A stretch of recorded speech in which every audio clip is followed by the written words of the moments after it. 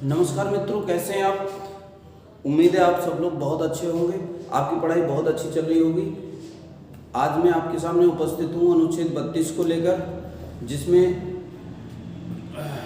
जो मौलिक अधिकारों के बारे में है। देखिए दोस्तों, अनुच्छेद 32 में क्या किया गया है कि यदि किसी व्यक्ति के मौलिक अधिकारों को छीन लिया गया हो, यदि किसी मौलिक अधिकारों को न्यून किया गया हो, यदि किसी के मौलिक अधिकारों पर अंकुश लगा दिया गया हो, तो वह व्यक्ति अनुच्छेद 32 के तहत सुप्रीम कोर्ट जा सकता है और वो अपने मौलिक अधिकारों को जारी कराने के लिए वहाँ पर आवेदन कर सकता है। यह जो आवेदन किया जाता है, यह आवेदन साधारण होगा और साधारण पेपर पर होगा। ऐसा कई बार पेपर में पूछा गया है मित्रों। अनुच्छेद 32(1) में कहा गया है कि जिस भी व्यक्ति के मौलिक अधिकारों को छीना गया होगा या हनन किया गया होगा, वह अनुच्छेद 32(1) के तहत न्यायालय में आवेदन कर सकता है। और अनुच्छेद 32 के तहत उच्चतम न्यायालय 5 प्रकार की रिट जारी कर सकता है। लेकिन और अनुच्छेद 226 के तहत उच्च न्यायालय को भी रिट जारी करने की शक्ति दी गई है। तो याद रखना है आपको, अनुच्छेद 32 और अनुच्छेद 226 इससे संबंधित हैं। 5 प्रकार की रिट जारी कर सकता है उच्चतम न्यायालय। पहले रिट का नाम है बंदी प्रत्यक्षीकरण।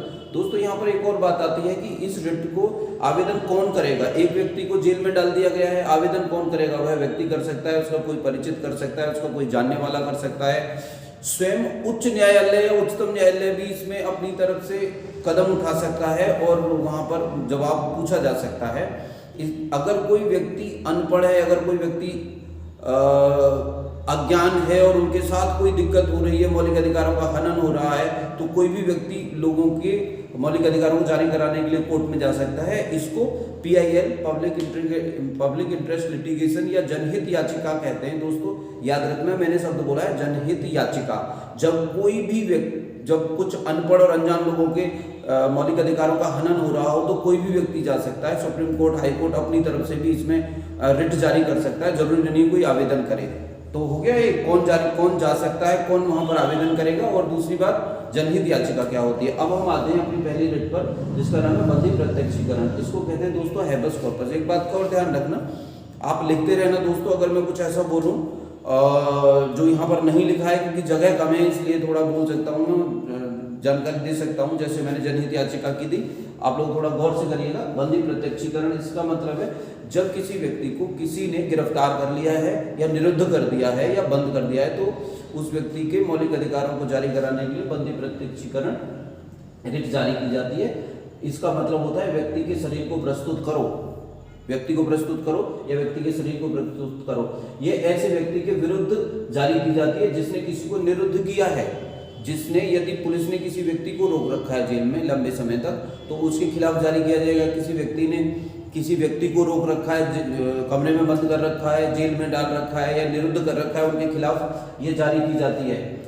इसमें किया क्या जाता है, इसमें निरोध की वैधता की जांच की जाती है। ये पूछा जाता है कि आपने इस व्यक्ति को क्यों बंद कर रखा है। यदि वो व्यक्ति जिसने बंद कर रखा है वो कोर्ट में जाकर देगा कि देखो मैंने इस कानून के तहत इसको बंद कर रखा है, तो उस व्यक्ति को, और वह सही पाया जाता है कानून, तो उस व्यक्ति को वहीं रहने दिया जाएगा, जेल में वही दंडित रहेगा। और यदि उस व्यक्ति के जिसने प्रस्तुत किया है कि इस कानून के तहत हमने इसको बंदे बनाया, उसे कानून गलत पाए गए, तो उस व्यक्ति को दंडित किया जाएगा जिसने निरुद्ध किया है।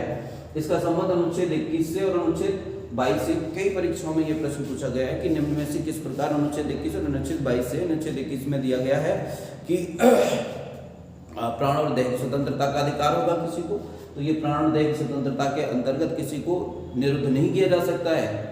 मैंने बताया भी था अनुच्छेद 22 में किसी व्यक्ति को अगर जेल में डाल दिया गया है तो उसे 3 प्रकार की स्वतंत्रताएं होंगी। कैदी को 3 प्रकार की स्वतंत्रताएं होंगी, उनका उल्लेख हम कर चुके हैं। अब दूसरे पर आते हैं परमादेश। इसका को मैंडामस भी कहा जाता है। इसका अर्थ होता है हम आदेश देते हैं। ये क्यों जारी किया जाता है, जब कोई संस्था उस काम को न करे जिसके लिए उसे बनाया गया है। कोई संस्था जब उस काम को न करे जिसके लिए उसे बनाया गया है, या कोई संस्था किसी काम को करने के लिए बनाई गई है और उसको उस तरीके से नहीं कर रही है जिस तरीके से उसे करना चाहिए, तब जाके परमादेश जारी किया जाता है। ये प्रश्न कई बार परीक्षाओं में पूछा गया है कि यह दायित्वों के निर्वहन के विषय में जारी किया जाता है। तो उत्तर होगा, क्वेश्चन पूछा गया था कि कौन सा रिट दायित्वों के निर्वहन के लिए जारी किया जाता है। अब हम आते हैं प्रतिषेध पर, जिसे कहते हैं प्रोहिबिशन। इसका अर्थ होता है मना करना या रुक जाओ। अधीनस्थ न्यायालय के लिए जारी की जाती है, बड़ा न्यायालय छोटे न्यायालय के लिए जारी किया जाता है। क्यों की जाती है? ऐसा काम करने से रोकने के लिए जारी की जाती है, ऐसा काम करने से रोकने के लिए जारी की जाती है जो उसके अधिकार क्षेत्र से बाहर है या उसकी सीमा से बाहर है। यहां पर लिखा भी है कि सीमा याद दिलाने को इसको जारी किया जाता है। यह प्राकृतिक न्याय के उल्लंघन को रोकने के लिए किया जाता है। दोस्तों प्राकृतिक न्याय के मैंने वो सारी चीजें रखती हैं जो पेपरों में पूछी गई हैं। क्वेश्चन पूछा गया था प्राकृतिक न्याय के उल्लंघन के लिए कौन सी रिट जारी की जाती है? प्रतिषेध। कार्यवाही लंबित होने पर जारी की जाती है, ये भी प्रश्न पूछा गया है। कार्यवाही के दौरान जारी की जाती है, दोनों। तो 3 क्वेश्चन पूछे गए, कार्यवाही लंबित होने के दौरान, कार्यवाही के दौरान और प्राकृतिक न्याय के उल्लंघन को रोकने के लिए। याद रखना है, मैंने यही कहा था, मैं बताता रहूंगा, रख दिया है मैंने। तो चौथा है उत्प्रेषण, जिसको कहते हैं सर्टियरी। इसका मतलब है पूर्णतः सूचित करना या मंगवाना। तो इसका क्या मतलब है दोस्तों? ये कब जारी किया जाता है? जब नैसर्गिक न्याय का उल्लंघन हुआ हो या निर्णय देने में वैधता में गलती हुई हो। जो निर्णय दिया गया है किसी संस्था के द्वारा उसकी वैधता में गलती है या नैसर्गिक न्याय का उल्लंघन किया गया है, तो कार्यवाही के बाद जारी किया जाता है। याद रखना है ये आपको, ये बड़ा न्यायालय छोटे न्यायालय के लिए जारी करता है, इसको भी बड़ा न्यायालय छोटे न्यायालय के जारी करता है, इसको भी बड़ा न्यायालय छोटे न्यायालय के लिए जारी करता है। दोस्तों दोनों में अंतर है, ये कार्यवाही के दौरान जारी की जाती है और ये कार्यवाही के बाद जारी की जाती है। ये सारे प्रश्न आए, आपको याद रखना है, इसलिए मैं बार बार बोल रहा हूँ। अंत में अधिकार परीक्षा लेख, यहाँ पे अधिकार परीक्षा है, अधिकार परीक्षा लेख भी को वारंटो कहते हैं इसे। इसका अर्थ है आपका अधिकार क्या है, ये कब जारी की जाती है? जब व्यक्ति किसी लोक पद को अवैध रूप से धारण कर लेता है। दोस्तों सभी पदों पर बैठने के लिए कुछ योग्यताओं का उल्लेख होता है। यदि कोई व्यक्ति उन योग्यताओं का उल्लंघन करते हुए किसी पद को धारण कर लेता है तो उस व्यक्ति से पूछा जाता है आपका अधिकार क्या है। तो वहां पर अधिकार परीक्षा लेख जारी किया जाता है। धन्यवाद दोस्तों, आपको हमारी वीडियो कैसी लग रही है आप कमेंट में जरूर बताना। जय हिंद।